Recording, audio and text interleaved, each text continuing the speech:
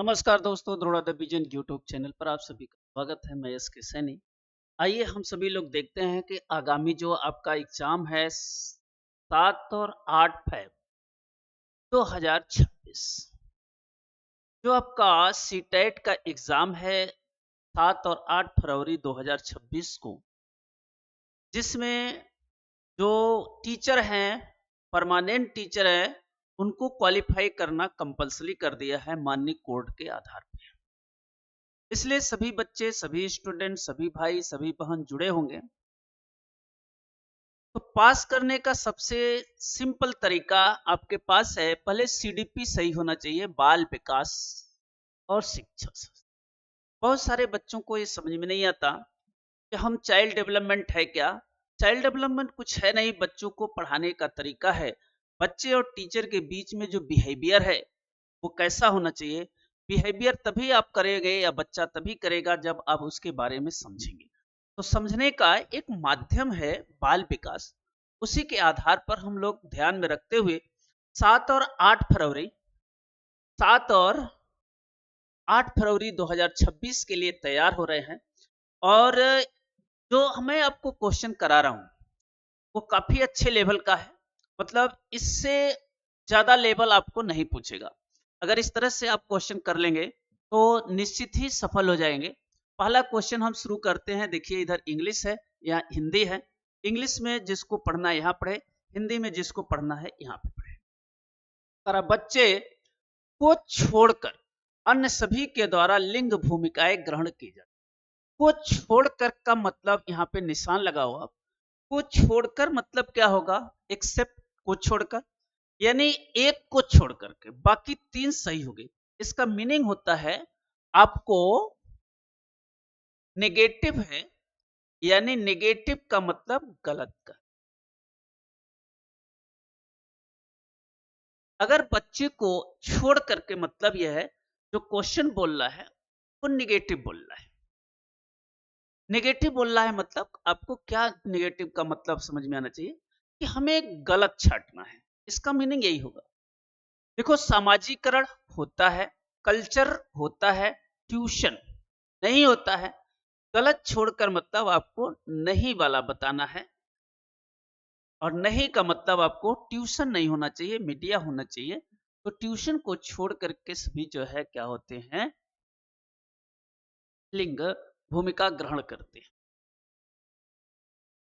Question number दूसरा देखिए, मानकीकृत परीक्षण की आलोचनात्मक में से एक यह है कि, देखो अभी आपको बताए थे जहां मानकीकृत आता है वो गलत होता है, लेकिन यहां क्वेश्चन ही मानकीकृत दे दिया। तो मानकीकृत जहां पे आ रहे हैं तो इसका मीनिंग आपको समझना चाहिए स्टैंडर्ड होता है। इसकी मीनिंग होती है स्टैंडर्ड, एकदम मानक। तो मानक परीक्षण की आलोचनात्मक विवरण में यह है कि उसकी भाषा को समझना मुश्किल है। मानकीकृत में हम उसकी भाषा को क्या करते हैं, समझ लेते हैं। परीक्षण बड़ी आबादी पर लागू नहीं किए जा सकते, ये बात सही है। जो मानकीकृत परीक्षण है वो बहुत बड़ी आबादी पर लागू नहीं किए जाते। ये क्या होता है, किसी क्लासरूम तक है, किसी पर्सन पर है, किसी व्यक्ति पर लागू किए जा सकते हैं, लेकिन सब पर बड़ी संख्या की आबादी पर इसे लागू नहीं किया जाता। ये बात सही है। बाकी ये भी सही है, ये भी सही है। तो इसका मतलब यह है कि इसका जो मानकीकृत परीक्षण है इसका जवाब आएगा दूसरा, सेकंड। क्वेश्चन नंबर 3,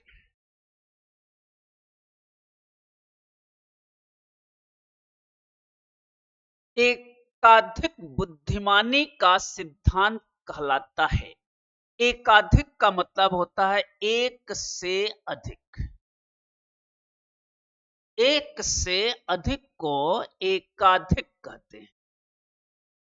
एक से अधिक बुद्धिमानी का सिद्धांत क्या कहलाता है?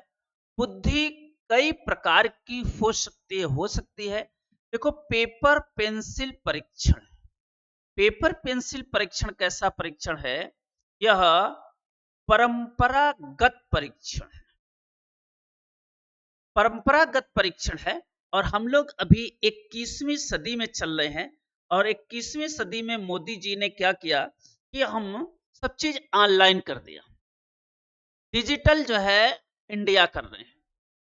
ऐसे परिवेश में हम अगर पुराने ख्याल, पुरानी परंपरा, पुरानी सोच से अगर हम बच्चों को सिखाएंगे तो ये गलत होगा। इसका मतलब है 21वीं सदी में जी रहे हैं, हमें इंटरनेट का जमाना है, कंप्यूटर का जमाना है, एआई का जमाना है। तो ऐसे में हमें पीछे नहीं रहना चाहिए। तो पेपर पेंसिल परीक्षण परंपरागत परीक्षण है, परीक्षण में सहायक नहीं है, गलत है। प्रभावी अध्यापन के द्वारा बुद्धि पढ़ाई जाती है, ये भी गलत है। बुद्धि तेजी से बढ़ाई जा सकती है, नहीं है। एकाधिक बुद्धि का मतलब बुद्धि कई प्रकार की होती, कई प्रकार का मतलब एक से अधिक प्रकार। तो इसका जो ऑप्शन सही होगा ये ऑप्शन नंबर 1 सही होगा। Question number 4।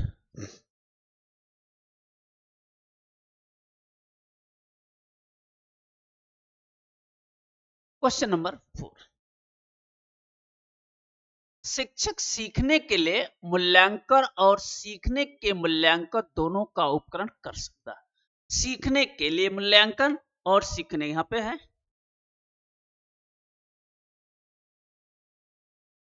टीचर जो है सीखने के लिए मूल्यांकन और सीखने के मूल्यांकन दोनों जो है उपयोग कर सकता है।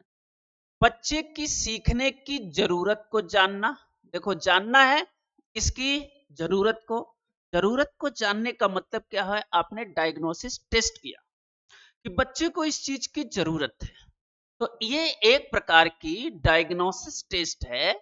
यह एक प्रकार का निदानात्मक परीक्षण है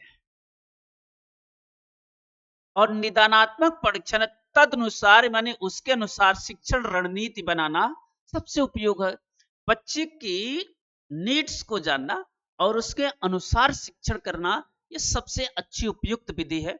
अवधि अंतराल, अवधि माने होता है समय अंतराल पर बच्चों के प्रदर्शन का आकलन करना और प्रमाणित करना, ये गलत होगा।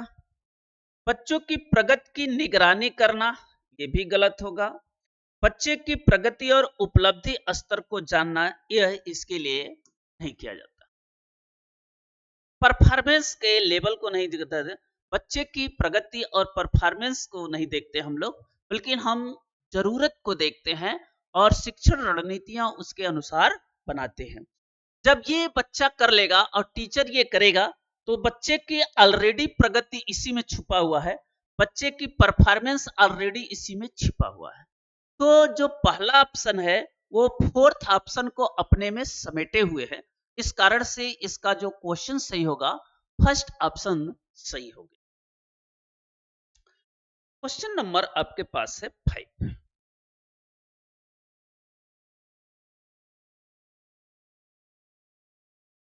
निम्नलिखित में से कौन सा सतत और व्यापक मूल्यांकन से संबंधित नहीं पूछा हुआ है। नहीं आप ध्यान रखना, नहीं का मतलब क्या होता है, मीनिंग। नहीं का मतलब होता है निगेटिव, निगेटिव का मतलब होता है गलत। बड़े आप दिमाग में बना रखे हैं, ये पॉजिटिव वर्ड है, ये निगेटिव वर्ड है। पॉजिटिव वर्ड क्या कहता है, निगेटिव वर्ड क्या कहता है, आपने कह दिया निगेटिव। निगेटिव का मतलब क्या होता है, निगेटिव का मतलब यह है कि इन चारों ऑप्शन में से गलत छांटना है आपको। खाली निगेटिव लिख देने से कुछ नहीं होने वाला है, आपको समझ में नहीं आया। निगेटिव का मतलब ही होता है कि इन चारों ऑप्शन में से गलत बताना है। इसका मतलब है कि 3 सही है और 1 गलत है। यह शिक्षण अधिगम प्रक्रिया का एक अभिन्न अंग है, सही है। सीसी, इसको कहते हैं CCE, continuous and comprehensive evaluation. C से है कंटिन्यूअस, लगातार, इसको कहते हैं कंटिन्यूअस, लगातार। लगातार का मतलब इसमें एफ भी होगा और इसमें एस से भी होगा।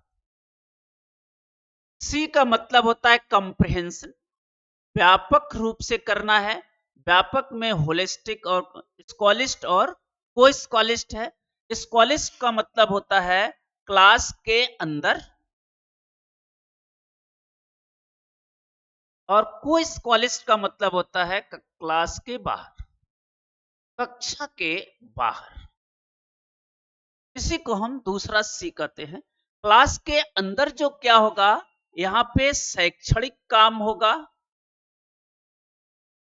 और यहां पे सह शैक्षणिक काम होगा, यहां पे सह शैक्षणिक कार्य होगा।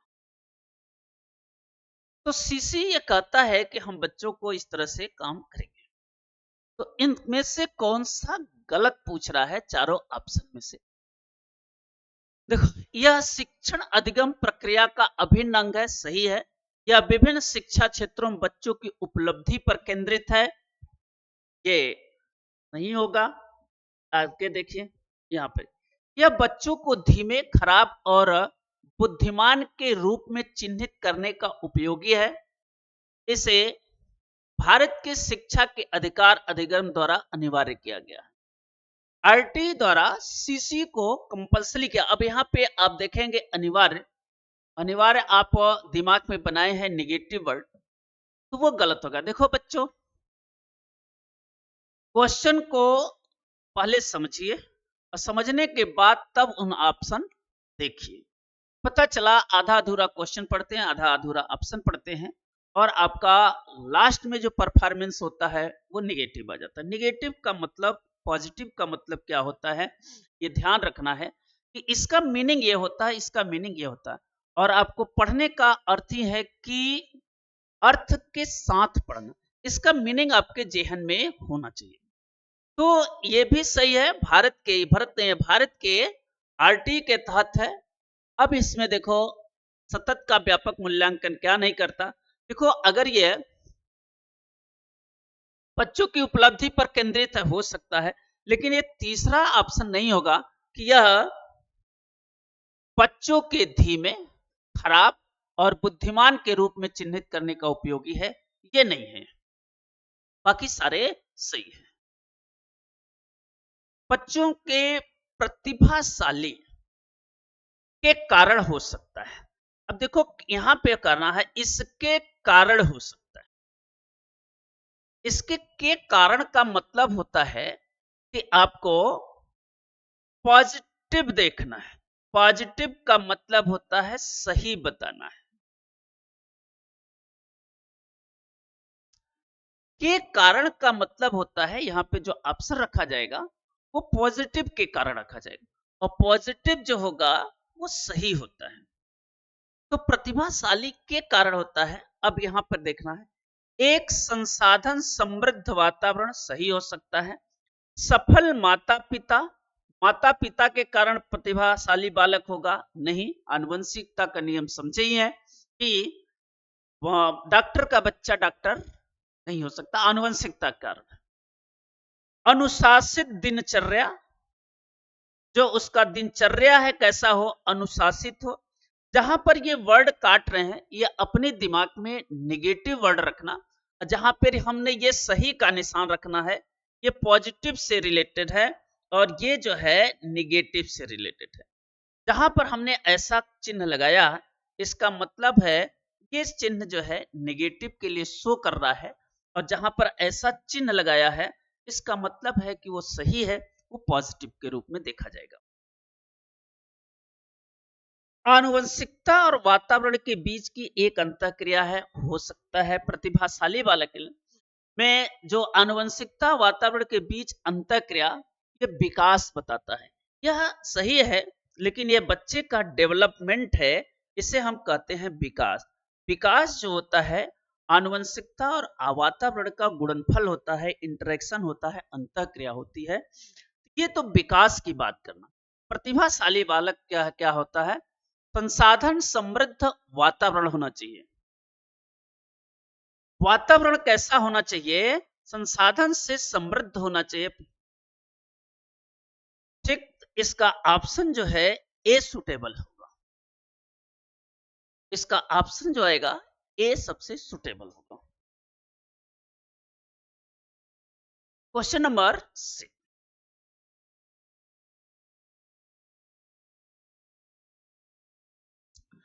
सामाजिक आर्थिक रूप से वंचित पृष्ठभूमि। वंचित माने जिसके पास संसाधन नहीं है, संसाधन असंपन्न। वंचित पृष्ठभूमि मतलब जिसके पास संसाधन पर्याप्त मात्रा में नहीं है। जिसके पास संसाधन पर्याप्त मात्रा में नहीं है, उन्हीं को हम कहते हैं संसाधन वंचित पृष्ठभूमि। से आने वाले बच्चों को कक्षा में के माहौल की आवश्यकता होती है। जो वंचित पृष्ठभूमि है, वंचित पृष्ठभूमि में ऐसे बच्चे जिनकी रीच नहीं है संसाधनों तक। और इसमें बालक कैसा हो सकता है? सामाजिक रूप से वंचित हो सकता है, आर्थिक रूप से हो सकता है। तो अगर सामाजिक रूप से है तो उसमें बहुत सारी जो है कास्ट मेरिज्म है, सभी चीज वंचित बालक है। तो इनके बारे में कक्षा का माहौल क्या होना चाहिए? उनके सांस्कृतिक और भाषाई ज्ञान को महत्व देता है और उनका उपयोग करता है, सही हो सकता है। उसकी भाषा उपयोग को हतोत्साहित करना चाहिए। हतोत्साहित का मतलब ऐसे काट देते हैं, और इसका मतलब हमें आपको लिखना चाहिए कि ये ऐसे है, ताकि वो मुख्य धारा की भाषा में हतोत्साहित करना गलत। बच्चों को उनकी क्षमताओं के आधार पर वर्गीकृत करना चाहिए। जो उनकी क्षमता है उसके आधार पर क्लासिफाई करना चाहिए। क्षमता के बेस पर अगर हम कर रहे हैं तो ये गलत है। उन्हें अच्छा व्यवहार सिखाना चाहिए, सही है। ये अच्छा व्यवहार सिखाना चाहिए, ये भी बात सही है, गलत तो है नहीं। तो ये तो बात सही है कि उसे अच्छा व्यवहार सिखाना चाहिए। अब पी और यन लिखेंगे आपके लिए, तब सही होगा। इसे अच्छा व्यवहार सिखाना चाहिए, ये ठीक है। ये दो तो ऑप्शन गलत हो। लेकिन इन दोनों में अच्छा व्यवहार कब सिखाएंगे? जब उसका कल्चर और भाषाई ज्ञान को इंपॉर्टेंट देंगे और उसका उपयोग करेंगे। सबसे सुटेबल ए ऑप्शन सही होगा। ये जो भाषा का ज्ञान है वो इसी में आ जाएगा। सांस्कृतिक जहां आएगा वो सही है। भाषा के ज्ञान को उसका जहां पे हम भाषाई ज्ञान का इंपॉर्टेंस करेंगे वो भी सही है। क्योंकि बच्चे के विभिन्न पृष्ठभूमि के लोग आते हैं। अब विभिन्न पृष्ठभूमि के लोग जब आते हैं तो उनका हमें क्या करना चाहिए? क्लास में सम्मान करना चाहिए और उसका उपयोग करके दूसरे बच्चों को सिखाना चाहिए। बाकी आपको समझ में आ गया। ये क्वेश्चन नंबर 7 था। अगला जो है क्वेश्चन नंबर 8।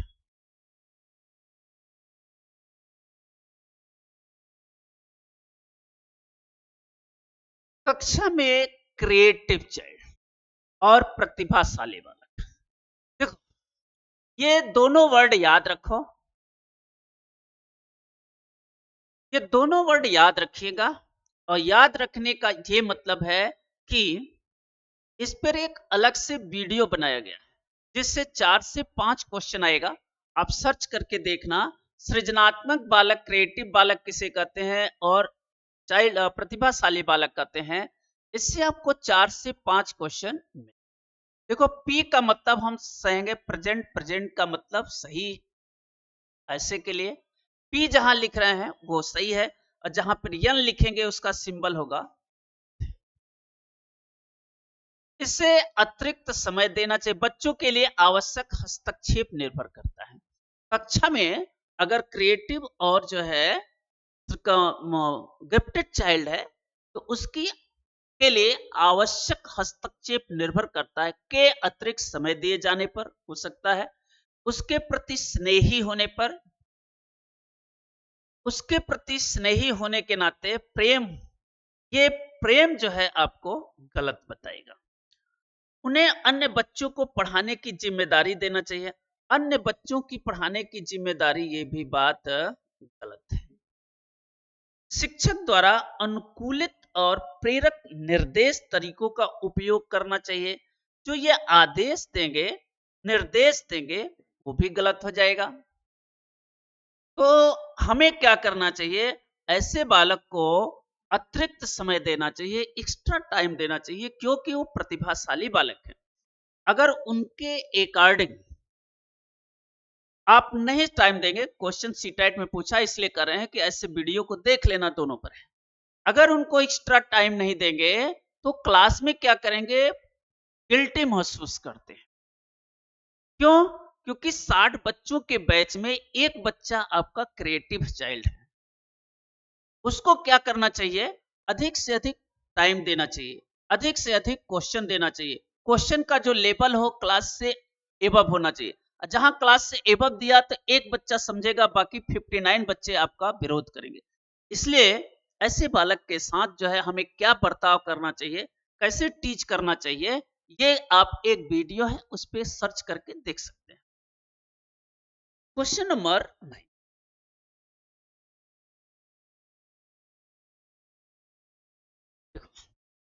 अति संवेदनशील बच्चे को सीखने में मदद करने के लिए निम्नलिखित में से कौन सा तरीका उपयुक्त है? फिर यहाँ पे देखो नहीं आ गया।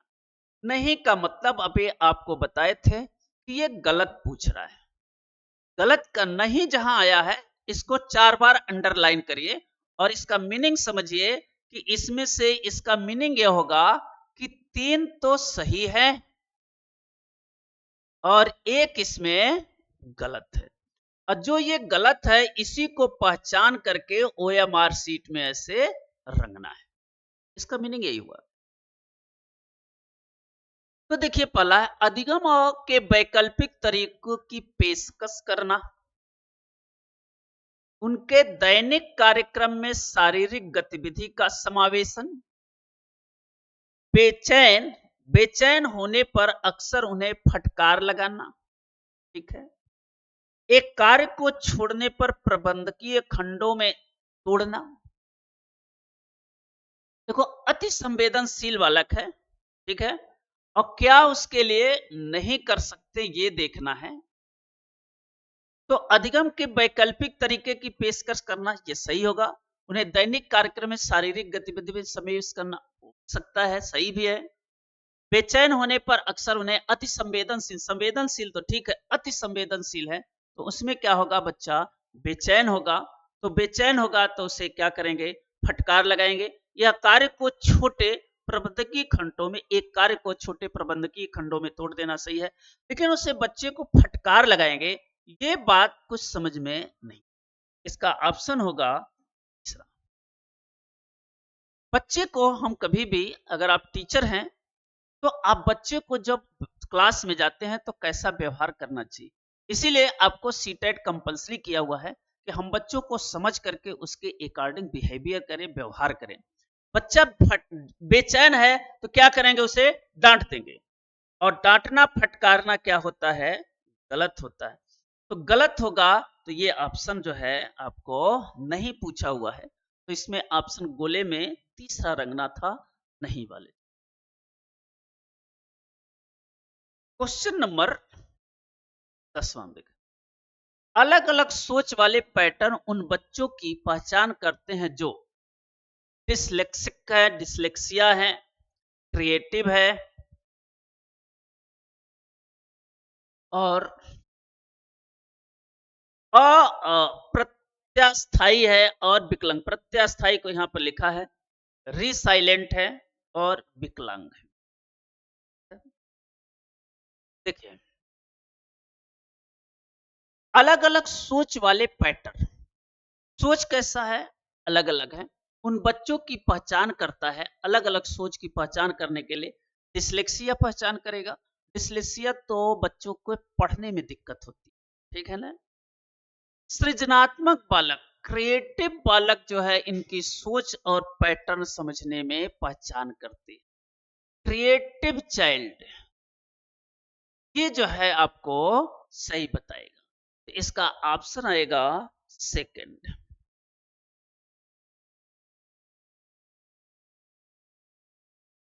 क्वेश्चन नंबर 11, निम्नलिखित में से कौन सा शिक्षक द्वारा, देखो यहां पर इंग्लिश में भी लिखा हुआ है, पढ़ सकते हैं, बच्चों के लिए समस्या हल करने के तरीके का वर्णन नहीं करता। देखो जो आप लोगों का रुझान आता है वही कहते हैं सर नहीं, ये बहुत कष्टकारी है। नहीं को ऐसे यन लिखो, और यन जहां लिखे इसका मतलब आपको समझना है कि इसमें से क्या बताना है, हमें गलत बताना है। इसमें से जो हमें बताना है वो गलत बताना है, बस यही काम करना है। कुछ हल करते समय गलतियों को करने के प्रति ईमानदार रहना, सोच, विचार, परीक्षण और विभिन्न उत्तरों जैसी शब्दावली का प्रयोग करना, अभिसरण उत्तरों वाले प्रश्न देना। अभिसरण का मतलब होता है कन्वर्जेंट। किसी विशेष समस्या को हल करने के बारे में अपने विचार प्रक्रियाओं पर देखो चर्चा करना। जहां चर्चा करना आएगा वो पी वर्ड में आएगा। जिस ऑप्शन में विचार की प्रक्रिया होगी ये पी वाले वर्ड में आएगा। पी का मतलब सही, पॉजिटिव, जो आप दिमाग में है आपके 100% दिमाग में है। पी का मतलब आप समझते हैं पॉजिटिव, एन का मतलब निगेटिव। पी का मतलब सही होना, एन का मतलब गलत होना। देखो एक वीडियो और बना है, एक को कहते हैं अभिसारी और एक को कहते हैं अपसारी। अभिसारी को देखो यहां पर लिखा है कन्वर्सेंट। एक वीडियो इस पे भी बना है। ये जो अभिसारी है ये गलत वाला है और अभिसारी वाला पी वाला है। पी का मतलब आपको प्लस दे रहा है। पी का मतलब प्लस है, प्लस का मतलब सही है, एक लेवल से प्लस है। तो हम अपसारी को जहां पे आएगा पी वाले में लगाएंगे। पी का मतलब प्लस नंबर दे रहा है, एन का मतलब आपका एक नंबर कट रहा है, ऐसे याद रखिए। तो निगेटिव जब दे रहा है तो ये ऑप्शन क्या होगा, और निगेटिव पूछ ही रहा है, गलत पूछ रहा है, तो ये आपको प्लस नंबर नहीं दे रहा है, आपका एक नंबर डिडक्ट कर रहा है, निगेटिव कर रहा है। तो इसका ऑप्शन जो सही होगा वो होगा अभिसारण के कारण ये सही होगा। कन्वर्जेंट जहां पर आएगा, कन्वर्जेंट हमेशा आपका एक नंबर डिडक्ट कर लेगा, तो इसलिए इसका ऑप्शन जो सही होगा तीसरा सही। क्वेश्चन नंबर 12, निम्नलिखित में से कौन सा संवेग, ठीक है, इमोशन है? ठीक है, डर नहीं, ध्यान, उत्तेजना और स्मृति। ठीक है, जहां पे अटेंशन आ जाए, देखो यहां पे अटेंशन दिया, डर यह आपका एक नंबर नेगेटिव में जाएगा। उत्तेजना एक्साइटेशन स्टिमुलस ये भी नेगेटिव। मेमोरी यह एक पॉजिटिव के प्लस नंबर दिया। पी का मतलब प्लस, आपका एक नंबर प्लस हुआ, तो प्लस वाला आपको दूसरा ऑप्शन ऐसे रख देना था। तो इसका ऑप्शन आएगा बी।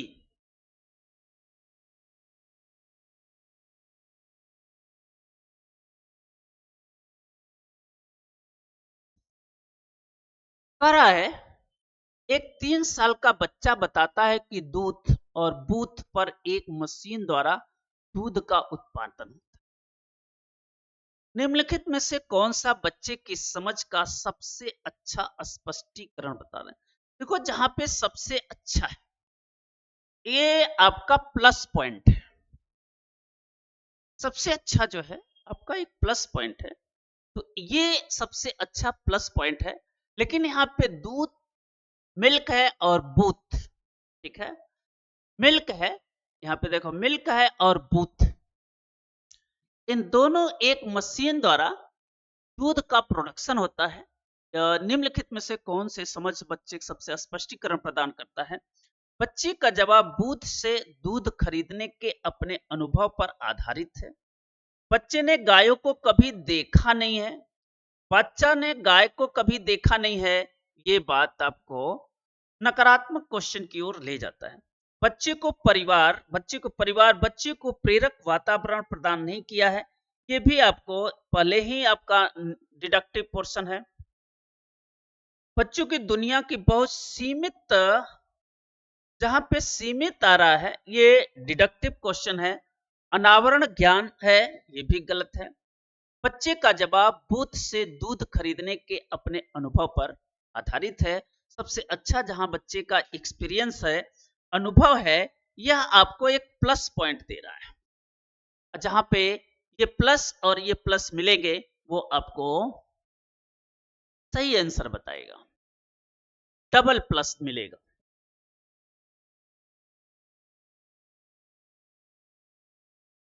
क्वेश्चन नंबर 14, निम्नलिखित में से कौन सा शिक्षक की भूमिका का सबसे अच्छा वर्णन करता है? सबसे अच्छा का मतलब प्लस पॉइंट है, पॉजिटिव पॉइंट है आपके लिए। एक शिक्षक को निर्धारित पाठ्य पुस्तक का पालन करना चाहिए। निर्धारित पाठ्य पुस्तक यह एक निगेटिव वर्ड के रूप में देखा जाएगा। क्यों? क्योंकि पाठ्य पुस्तक से जब हम बच्चों को पढ़ाएंगे तो हम एक लिमिटेड चीजों को पढ़ाते हैं, इसलिए ये निगेटिव वर्ड के रूप में देखे जाएंगे। पाठ्यक्रम को समझना और पूरा करने के साथ दोहराना, पर्याप्त समय देना, सब यहां पर आपको ऐसे वर्ड देंगे जो गलत होंगे। आराम के लिए जगह बनाना, आराम के लिए जाकर के आप तो चेयर पर सो गए, गलत हो जाएगा। कक्षा में शिक्षक की सबसे महत्वपूर्ण भूमिका अनुशासन को बनाए रखना, सबसे ज्यादा उसको आपको डिसिप्लिन को बनाए रखना, तो ये भी बात गलत हो गई। सबसे अच्छा वर्णन क्या करता है, अब आप ये देखेंगे। सब भी हो गए। देखो, निर्धारित पाठ्यक्रम का पालन करना, पाठ्यक्रम को समय पर पूरा कराना, ये बात तो एकदम गलत है। आराम के लिए जगह बनाना, ये बात गलत है। कक्षा में शिक्षक को सबसे महत्वपूर्ण भूमिका अनुशासन बनाना, ये भी सबसे अच्छा तरीका आपको ये होगा। निर्धारित पाठ्य पुस्तक का पालन करना सबसे अच्छा तरीका यह है। जो एनसीईआरटी निर्धारित पाठ्यक्रम एनसीईआरटी ने जो पुस्तक आपको उपलब्ध कराया है, उस पाठ्य पुस्तक का पालन करना, वही हम लोग बच्चों को क्या करते हैं, सिखाते हैं, उसी के एक अर्थ।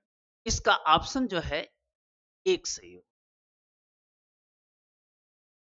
क्वेश्चन नंबर अगला,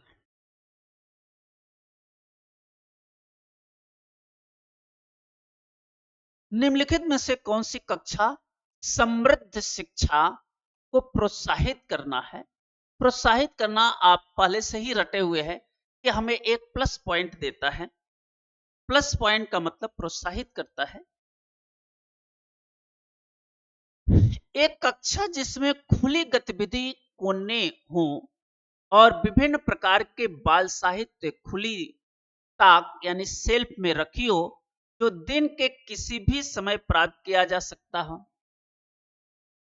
समृद्ध शिक्षा को प्रोत्साहित कौन सा करना चाहिए? अलमारी में अच्छी तरह संगठित सामग्री वाली कक्षा, जहां सामग्री को सप्ताह में एक बार मुफ्त खेल के लिए बाहर लाया जाए। पाठ्यपुस्तक सामग्री द्वारा संचालित, संचरित और योजनाबद्ध अधिगम वाली कक्षा। वह कक्षा जिसमें प्रदर्शित विभिन्न प्रकार की सामग्री बच्चों की पहुंच से परे हो। जहां पे बच्चों की पहुंच से परे होगा, ये आप तो खुद ही निगेटिव बोले। हम ऐसी सामग्री रख रहे हैं जहां पे बच्चे पहुंच ही नहीं पाए और सिखा रहे हैं हम बच्चे को, तो ये तो सबसे गलत वर्ड है। ठीक है, हम ये प्रोत्साहित नहीं करेंगे।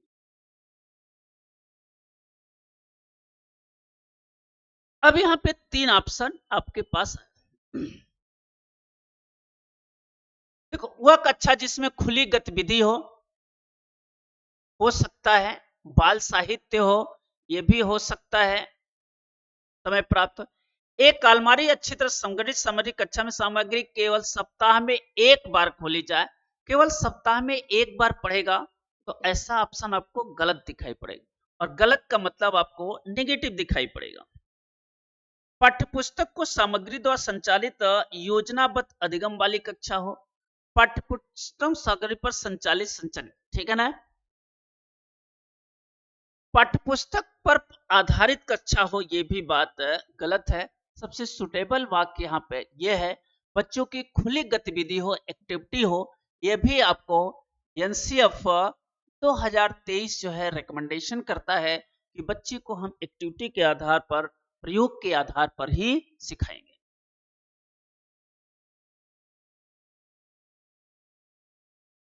क्वेश्चन नंबर 16,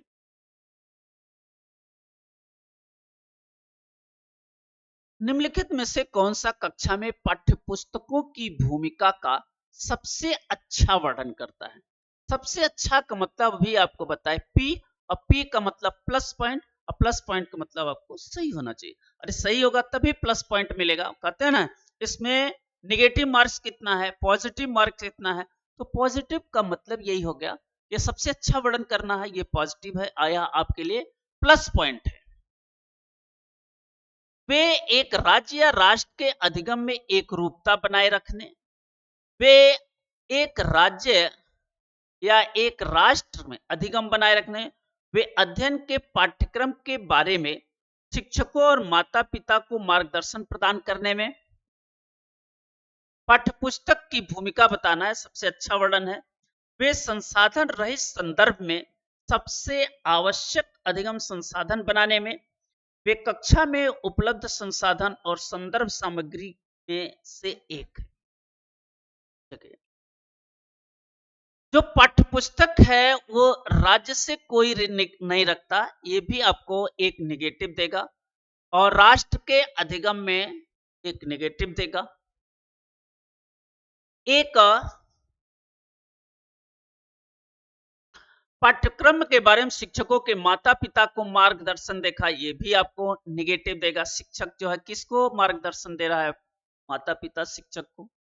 संसाधन रहित, जिसके पास संसाधन रहित संदर्भ में सबसे आवश्यक अधिगम संसाधन बनाना, संसाधन रहित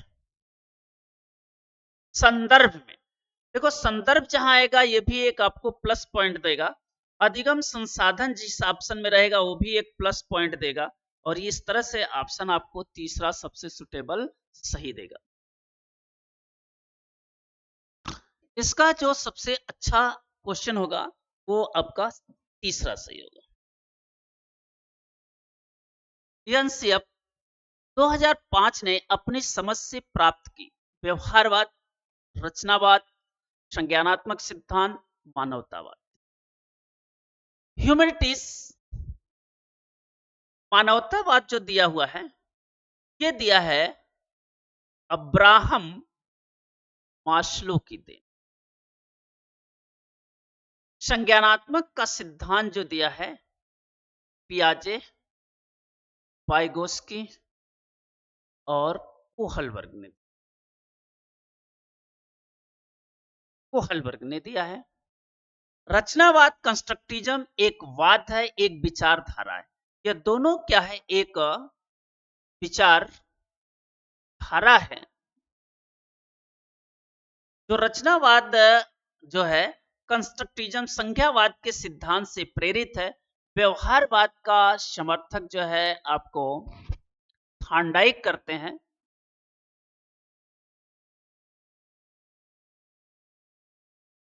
थांडाइक, स्किनर, पावलक, ये लोग करते हैं। स्किनर, पावलक करते। तो विचारधाराएं हैं बच्चों के सीखने के संदर्भ में। एक विचारधारा कहती है हम बच्चों को व्यवहार से सिखाएंगे। व्यवहार का मतलब होता है आपको अभ्यास से सिखाएंगे, प्रैक्टिस से सिखाएंगे, ड्रिल से सिखाएंगे। और एक रचनावाद करता नहीं, हम उसे थिंकिंग पावर से सिखाएंगे। तो इसमें जो सबसे अच्छा सुटेबल होगा वो आपको दूसरा सही है।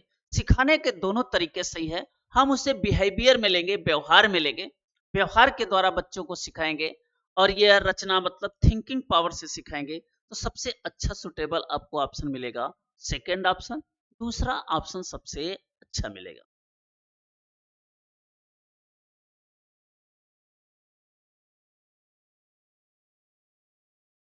कक्षा में बच्चों को प्रेरित समझा जा सकता है यदि कक्षा में कब उसे मोटिवेटेड समझते हैं। प्रेरित कब समझे? प्रेरित माने प्रेरणा, मोटिवेशन। ये भी आपको देखो यहाँ पे एक सही वाला चिन्ह लगाए हैं, और ये आपको पी वाले वर्ड में जाएगा, पॉजिटिव वाले वर्ड में जाएगा। वे कक्षा में अनुशासन बनाए रखना, अनुशासन बनाए रखना अपने आप में एक निगेटिव है। वे सभी उपस्थिति में नियमित हैं, वे शिक्षक से स्पष्टीकरण प्राप्त करने के लिए प्रश्न पूछते हैं। वे अच्छी तरह से वर्दी पहने स्कूल में आते हैं। वर्दी पहनकर स्कूल आना, ठीक है, एक समानता की बात करता है, ये भी अपनी जगह सही है। इक्वलिटी की बात करता है, समानता की बात करता है कि सभी लोग जो है वर्दी पहनकर आए हैं, इक्वलिटी है, समान है सभी, लेकिन इक्विटी नहीं है, जो है तो वर्दी पहनकर आना ये भी अपनी जगह सही है, ये गलत नहीं है। ये इक्वलिटी की बात करता है, ये एकदम समानता की बात करता है बच्चों। सभी उपस्थिति में उपस्थित नियमित रहना, ये भी प्रेजेंट रहना हर जगह, ये भी आपको निगेटिव देगा। वे शिक्षक से स्पष्टीकरण प्राप्त करने के लिए प्रश्न पूछ, ये बात आपको सबसे सही होगा। शिक्षक से क्लियर करने के लिए, क्लियरिटी करने के लिए क्या करते हैं, क्वेश्चन क्वेरी करना। और क्वेश्चन जहां पे बच्चा क्वेरी करेगा, ये आपके पी वाले खाते में जाएगा, पॉजिटिव वाले खाते में चला जाएगा कि बच्चा जो है क्या करेगा, टीचर से क्वेश्चन क्वेरी करेगा। और जब टीचर से क्वेश्चन क्वेरी करेगा तो वो आपको सही मिलेगा, प्रश्न पूछना चाहिए। तो इसका ऑप्शन जो मिलेगा वो थर्ड वाला ऑप्शन सही। क्वेश्चन नंबर 1990, निम्नलिखित में से कौन सा बच्चों में अधिगम में सुधार करने के लिए सबसे अधिक उपयुक्त है? सबसे अधिक उपयुक्त का मतलब अभी बताए थे आपको कि सबसे अधिक उपयुक्त है, इसका मतलब आपको पी वाले खाते में जाना चाहिए, प्लस वाले खाते में जाना चाहिए, और इसको हम दूसरी भाषा में पॉजिटिव वाला वर्ड भी बोलते हैं। शिक्षक को विभिन्न उदाहरणों और चित्रों का उपयोग करके विषय की व्याख्या करनी चाहिए, ठीक है। Teacher should be explain content using different explain and evolution, ठीक है, एक्सप्लेन करना चाहिए। और दूसरा है, कक्षा में सभी प्रकार की शिक्षण सामग्री होनी चाहिए। शिक्षक को वास्तविक जीवन स्थितियों पर बच्चों को एक दूसरे के साथ बातचीत करने में मदद करनी चाहिए। देखो यहाँ पे भी सारे पॉजिटिव वर्ड के रूप में देखे जा सकते हैं, पॉजिटिव वर्ड के रूप में देखें। नियमित मूल्यांकन, उसका परीक्षा करनी चाहिए, आयोजन करना चाहिए, तो ये आपको नेगेटिव वाले क्वेश्चन में चले। सभी प्रकार की शिक्षण सामग्री होनी चाहिए, ये भी कोई बहुत बड़ी बात नहीं है। सबसे सुटेबल इसका आपको होगा सी सही, जहां बालक के रियल लाइफ से जुड़ेंगे, एक दूसरे से बातचीत करेंगे, वो पॉजिटिव आपके वर्ड दिखाई पड़ेंगे और आप सही भी रहेंगे, सेफ जोन में रहेंगे।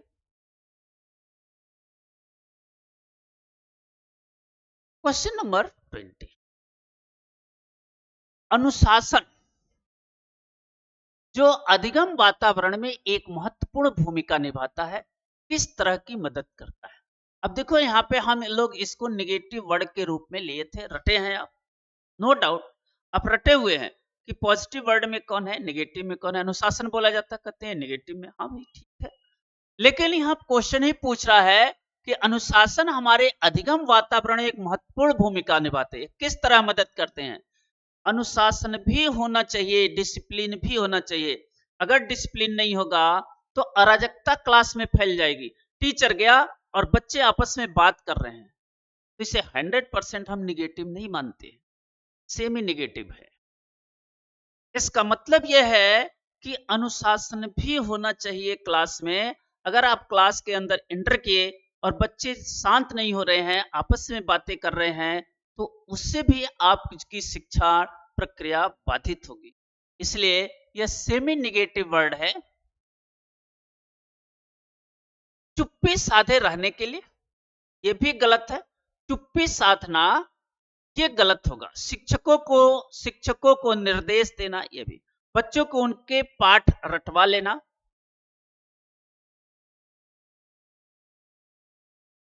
ठीक है।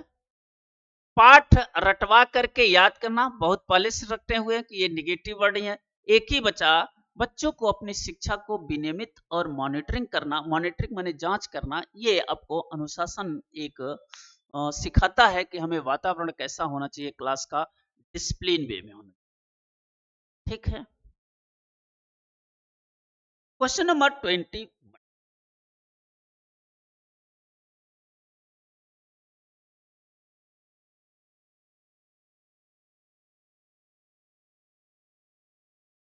Question number 20।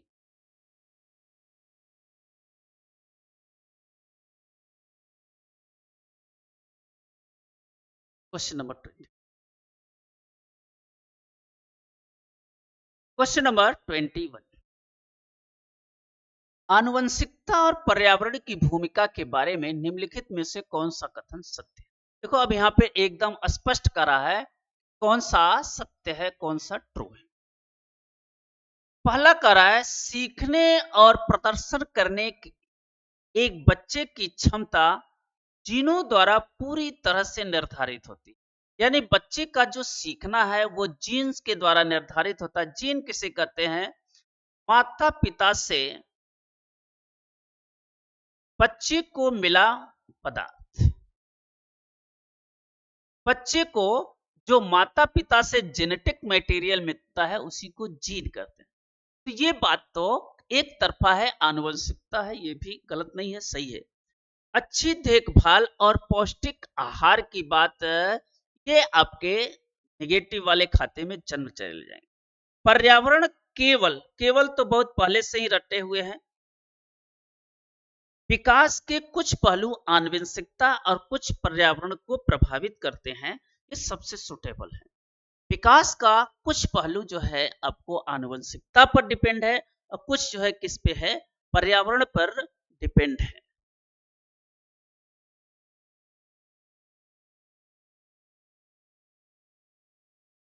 देख ले, कुछ आनुवंशिकता पर डिपेंड है और कुछ पर्यावरण पर डिपेंड। यानी विकास जो होता है आनुवंशिकता और वातावरण का गुणनफल होता है। निम्नलिखित में से कौन सा पियाजे के, अब पियाजे साहब आ गए,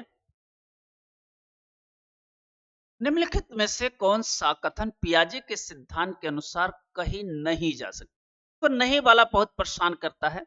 नहीं का मतलब है निगेटिव और नहीं का मतलब है गलत। यानी इन चारों ऑप्शन में से एक गलत।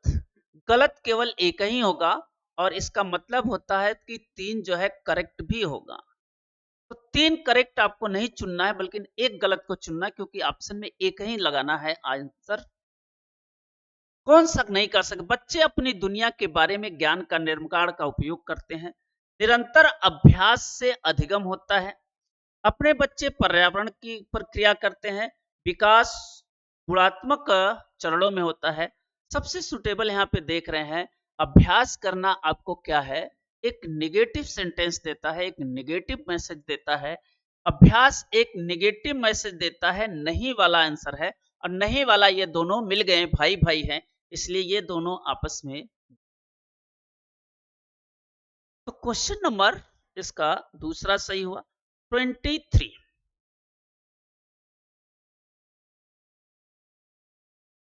निम्नलिखित में से कौन सी पूर्व संक्रियात्मक विचारधारा की एक सीमा नहीं है? देखो फिर ये नहीं आया, फिर ये गलत वाले शब्द की ओर संकेत कर रहा है। और पूर्व संक्रियात्मक अवस्था ये प्याजे की दूसरी अवस्था है, ये प्याजे की सेकंड अवस्था है और ये 2 से 7 वाली अवस्था है। प्रतीकात्मक विचार का विकास हो सकता है। इसके बाद है इगोसेंट्रिक अहमान्यता, देखो यहां पे दिया है इगोसेंट्रिक, इरिवर्सिबिलिटी, ध्यान केंद्रित करने की पवित्र, टेंडेंसी टू कंसंट्रेट। देखो इगोसेंट्रिक भी है प्याजे के अनुसार पूर्व संक्रियात्मक में, इरिवर्सिबिलिटी है, ठीक है, इरिवर्सिबिलिटी, प्रतीकात्मक, ये तीनों है। ये चौथा नहीं है, ध्यान केंद्रित करने की प्रवृत्ति पर उन्होंने कुछ नहीं बोला। तो इसका जो सबसे ऑप्शन सुटेबल होगा फोर्थ होगा।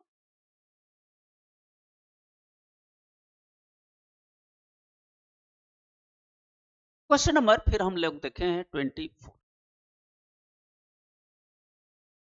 कह रहा है यहाँ पे देखो कुछ लिखना है, ये 4 ऑप्शन में से बताना है आपको ए, बी, सी और डी।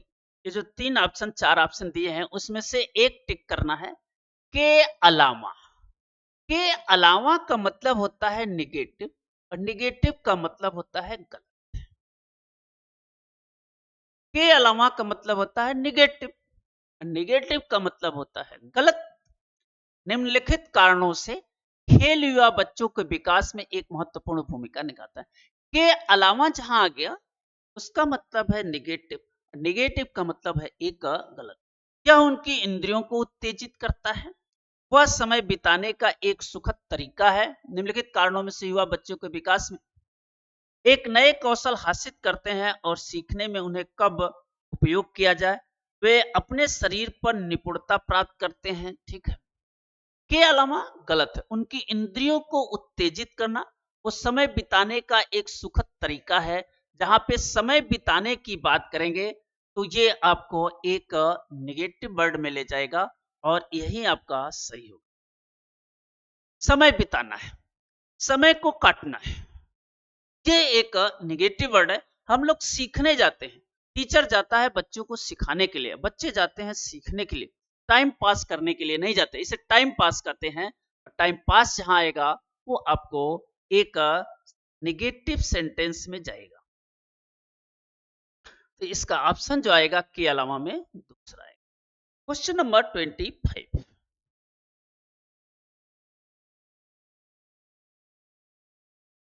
निम्नलिखित में से कौन सा प्रश्न बच्चों को गंभीर रूप से सोचने के लिए आमंत्रित करते हैं। मतलब इसमें आपको एक प्लस पॉइंट मिलेगा। प्लस पॉइंट का मतलब पॉजिटिव वे में जाएगा और पॉजिटिव वे का मतलब होता है पी का मतलब सही होगा, पॉजिटिव। प्रश्नों को गंभीर रूप से सोचने का सही जवाब क्या है, गलत हो जाएगा। अगर आप सही जवाब दिए हैं तो यह यस और नो वाले क्वेश्चन है और ऐसे सबको ऑब्जेक्टिव टाइप क्वेश्चन कहते हैं। और ऑब्जेक्टिव टाइप क्वेश्चन जहां आते हैं गलत होते हैं कि आपकी जो ये परीक्षा हो रही है ऑब्जेक्टिव टाइप हो रही है। ऑब्जेक्टिव टाइप में क्या होता है, आपने रट के गया है कि ये वर्ड पॉजिटिव है और ये वर्ड निगेटिव है, ये पी वाला है ये एन वाला है, ठीक है ना। ये पॉजिटिव वाले हैं आपने रट के गया और ये निगेटिव वाले रट के गया, वो आपने सही कर दिया। लेकिन क्वेश्चन अगर कहीं घुमा के दिया तो आप क्या करते हैं, घूम जाते हैं। तो ऐसे परिवेश में आपको थिंकिंग पावर लगाना चाहिए। गलत है। क्या आप इसी तरह की स्थिति के बारे में सोच सकते हैं, विभिन्न तरीकों में हम इसे कैसे हल कर सकते हैं। सबसे विभिन्न प्रकार का तरीका, विभिन्न प्रकार का तरीका, यह प्लस पॉइंट है। अब प्लस पॉइंट के लिए यह कहता है ओपन इंडेड क्वेश्चन है, ओपन इंडेड क्वेश्चन ही प्लस पॉइंट आपको देता है। विभिन्न प्रकार का तरीका जहां आएगा वो ओपन इंडेड क्वेश्चन है, वो प्लस वाला है, वो सही होगा, बाकी सारे गलत हो जाएंगे। तो इसमें आपको थर्ड वाला ऑप्शन सही करना था। क्वेश्चन नंबर 26, क्वेश्चन नंबर 26 में देखेंगे निम्नलिखित में से कौन सा विकल्प प्रगतिशील शिक्षा का सबसे अच्छा वर्णन करता है। हमें कैसी शिक्षा देना है, प्रगतिशील शिक्षा देना है। प्रगतिशील शिक्षा जो है किसने दिया था, ये थ्योरी दिया था जॉन डीवी ने दिया था। जॉन डीवी का यह स्टेटमेंट है कि हम प्रगतिशील शिक्षा देते हैं। थीमेटिक इकाइयां, नियमित इकाइयों का परीक्षण और रैंकिंग, व्यक्तिगत अधिगम, क्षमता समूह बनाना, छात्रों की लेबलिंग करना, परियोजना विधि, क्षमता समूह बनाना, रैंकिंग है, करके सीखना, परियोजना विधि, सहयोग से सीखना। चार ऑप्शन दिया। सबसे अच्छा प्रगतिशील कक्षा का कहना है जिसमें जॉन डीवी ने अपना स्टेटमेंट दिया हुआ है, कह रहा है थीमेटिक इकाइयां। थीमेटिक इकाइयां में आपको फिक्स होता है, इसमें भौतिक इकाइयां आती हैं और राजनीतिक आती हैं और दिशा संबंधी आती हैं। भौगोलिक आती हैं, भौतिक का मतलब होता है भौगोलिक, भौगोलिक का मतलब ये आपके पहाड़ है पठार है ये सब आती है थीमेटिक में। तो और रैंकिंग देना, रैंकिंग देना बच्चों को एक नेगेटिव वर्ड है। लेबलिंग करना बच्चों को एक नेगेटिव वर्ड है। परियोजना समूह एक नेगेटिव वर्ड है और एक ही सवाल समूह हुआ चौथा, उसे हम प्रोजेक्ट वर्क देंगे, करके सीखने पर बल देंगे और उसे सहयोग के रूप में सीखने पर बल देंगे। क्वेश्चन नंबर 27,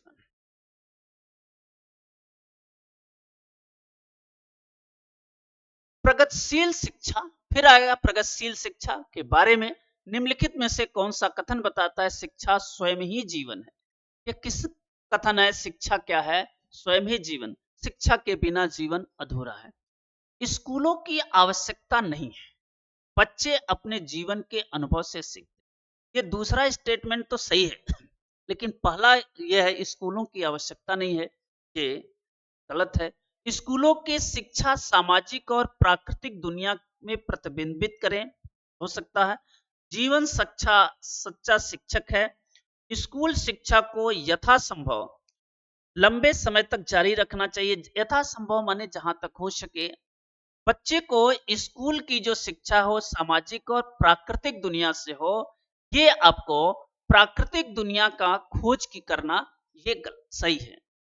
ये पॉजिटिव वर्ड है कि प्राकृतिक दुनिया से खोज करेगा बच्चा, तो प्राकृतिक दुनिया से खोज करेगा तो ये पॉजिटिव वर्ड है। सामाजिक में करेगा, प्रतिबिंबित करेगा, सही है। इसमें ये दूसरा वाला सही है, लेकिन ये वाला क्या है? निगेटिव वर्ड में है, इसलिए ये आपका सबसे सुटेबल हो जाए दूसरा सही। क्वेश्चन नंबर 28, कोहलबर्ग का सिद्धांत है और कोहलबर्ग का सिद्धांत किस पे दिया है? मोरलिटी पर दिया है, नैतिकता पर दिया है। योगदान के रूप में निम्नलिखित में से किसे माना जा सकता है? इस सिद्धांत की विस्तृत प्रक्रिया है। यह नैतिक तर्क और कार्रवाई के बीच एक स्पष्ट संबंध स्थापित करता हो सकता है। उसका विश्वास है कि बच्चे नैतिक दार्शनिक हैं, फिलासफर हैं। बच्चे जो है फिलासफर हैं। वो आपका ऑप्शन गलत है। एक ऑप्शन और देखते हैं, तब इन चारों में से सही देखते हैं कौन होता है। उनके सिद्धांत के संज्ञानात्मक परिपक्वता और नैतिक परिपक्वता के बीच एक सहयोग का समर्थन करता है।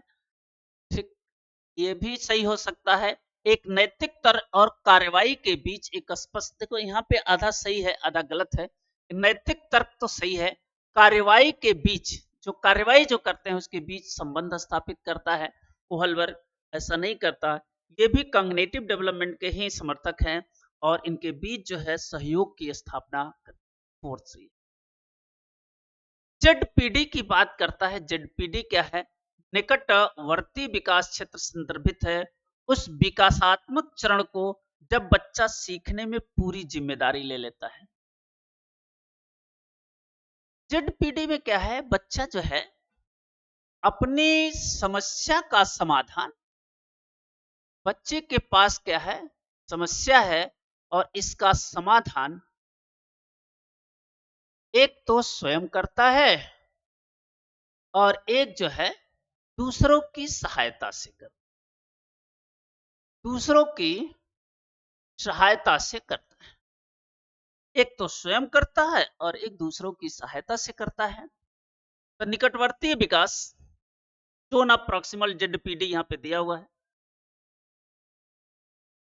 एक संदर्भ को जिसमें बच्चे सहयोग के सही स्तर के साथ कोई कार्य लगभग स्वयं कर सकते हैं। उस सीखने के बिंदु को जब सहयोग वापस लिया जा सकता है, जब सहयोग वापस लिया जाएगा इसे कहते हैं सहायक अधिगम। उस चरण को जब अधिकतम विकास संभव है। अधिकतम विकास कब हुआ ये आपको पता नहीं है। सहयोग को वापस लिया जा सकता है, ये तो सही वर्ड है, लेकिन इसका मतलब होता है कि सहयोग के द्वारा शिक्षा। एक संदर्भ में जिसमें बच्चे सहयोग के सही स्तर के साथ कोई और लगभग स्वयं कर सकते हैं। एक सहयोग देगा, सहयोग का मतलब कौन देगा? दूसरा आदमी देगा और स्वयं भी करेगा। तो अभी बताए थे इसका मतलब भी यही होता है कि बच्चा एक कोऑपरेट स्वयं करेगा, एक दूसरों की सहायता भी लेगा। तो क्वेश्चन नंबर इसका आपको सेकेंड ऑप्शन सही होगा। लास्ट क्वेश्चन एक उभयलिंगी व्यक्ति है। उभयलिंगी का मतलब होता है न वह मेल है और न वह फीमेल है, न वह मेल भी नहीं है न वो फीमेल है, बल्कि इन दोनों के बीच में व्यक्ति है। मैं आमतौर पर माने यह कि मर्दाना और स्त्री गुणों का समायोजन होता है, हो सकता है। मैं दृढ़ और अहंकारी होने की आदत है। देखो, अहंकारी होना ये क्या होगा, आपको निगेटिव में होगा। समाज और प्रचलित रूढ़िवादी लिंग भूमिकाओं का पालन करता है। स्त्री लक्षणों वाले पुरुषों का संदर्भित करता है, ये तो सही है। लेकिन उभयलिंगी जो होता है उसमें क्या आमतौर पर माने जाते हैं मर्यादा और स्त्री दोनों का समायोजन होता है। अभी बताए मेल और फीमेल के बीच में समायोजन होता है। तो इसका ऑप्शन जो है आपको फर्स्ट ऑप्शन है। तो आपके जो सीटेट में सवाल पूछेगा वो इसी तरह से पूछेगा, और इतना करने के बाद आपको सीटेट आप क्या हो जाएंगे, पास हो जाएंगे। सीटेट पास होने का मूल मंत्र यही है, और इसी तरह से आप पढ़ते रहेंगे। सीडीपी अगर आपने सब कुछ पढ़ा हुआ है तो इसको देखेंगे। ये क्वेश्चन जो है एक लेवल का है, जिसमें न आपको ढेर सारे कठिन क्वेश्चन न निम्न क्वेश्चन। आपको जो क्वेश्चन पूछते हैं एक लेवल का पूछते हैं, तो इसलिए हमें हार्ड हार्ड क्वेश्चन भी नहीं करना है। आप सोचते हैं कि हार्ड हार्ड क्वेश्चन हम कर लें, ये कोई नहीं जानता, तो कोई नहीं जानता तो वस्ता क्वेश्चन भी नहीं बनेगा। तो आप ये जान के चलें कि एक मीडियम क्वेश्चन सेटर होते हैं, करते हैं। तो इस वजह से आप इतने पढ़ने के बाद निश्चित ही सी टाइट की सीडीपी में आपको कोई दिक्कत नहीं होने वाली है। फिर इसी तरह से हम लोग मिलते रहेंगे। सभी लोगों को तहे दिल से एक बार धन्यवाद।